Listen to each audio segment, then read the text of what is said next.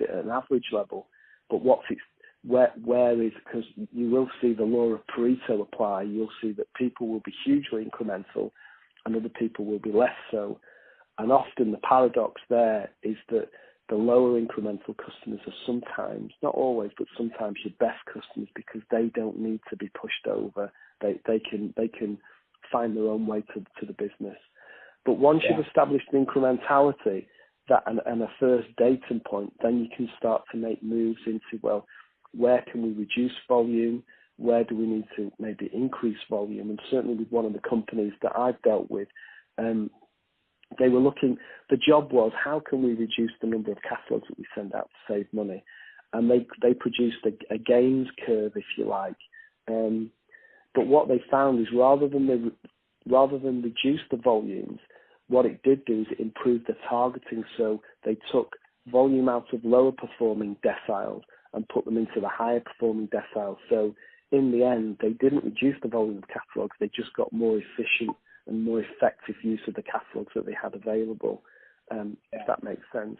So that's the starter, but econometric modelling is a good route, but it's that, how do you establish that datum to say, what is today, what do we think the level of incrementality is on the catalogues? And I think once you have that, then you can start to take decisions, say, actually, is this a strategic importance to us, or actually are there some ways that we can remove that?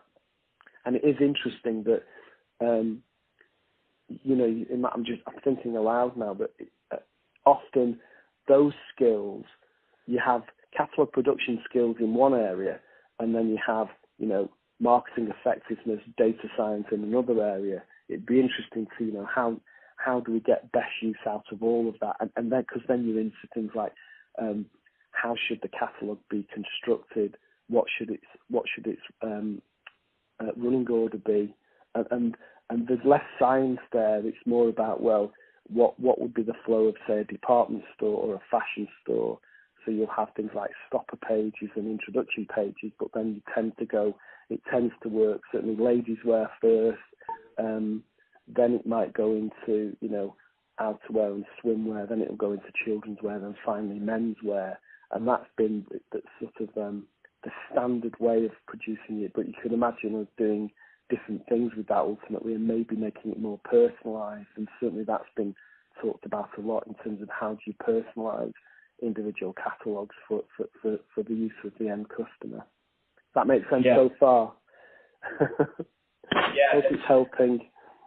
And so, the way that you've described it, and you should correct me if I've misunderstood, but catalogs, I'm simplifying here, say in the 90s, were used directly to drive sales, say, via phone. And it sounds like in recent years there's been a bit of a transition to catalogs as a way to driving presence on a website, which then executes the sale.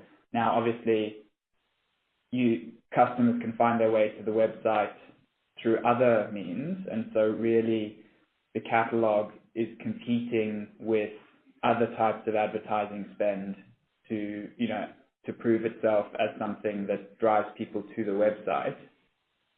And maybe, obviously, the value of the sale of someone online that received a catalog versus the value of the sale of someone who didn't receive a catalog might differ. And I just wondered if you could, is catalog, quote unquote, winning this battle kind of in general across UK retailers, or is your sense that people are, in some instances it works, but the general trend is that people are actually struggling to justify the spend on catalogs as a way of driving online sales?